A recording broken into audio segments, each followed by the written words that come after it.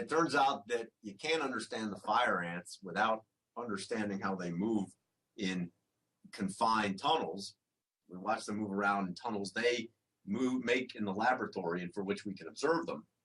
We see very interesting aspects of the climbing. Slips and falls and bumps into the sidewall are kind of the rule. And that seems to be the biggest scientific point we found. So whether they're ascending or descending, they seem to slip and catch themselves quite frequently. You know, we shook the ants in Nick's apparatus and found that they tended to be very stable as long as, meaning they could catch themselves from fall, as long as they were in tunnels that were comparable to what they create in the natural environment and even smaller. So that's cool. But we had only observed the tunnel creation in these kind of scientific ant farms, which, you know, are ant farms, so it's not clear that that's the kind of tunnel one makes in the real environment. So the third aspect was to actually see what size tunnels they make.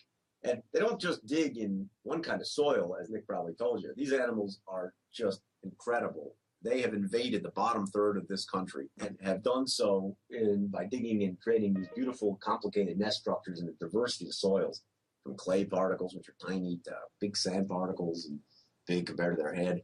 And so Daria and Nick then basically put these ants in containers and made them dig, and then recorded the amount they dug in the diameter of the tunnel. They found the amount they dug did depend on the amount of the type of soil that we put them in, but the diameter of the tunnel was always the same. And it was always the same, basically, as that in the scientific ant farm experiments, and that's the tunnel size, which they seem to be stable as long as the tunnel was smaller. Then they would lose stability if the tunnel got much larger than that.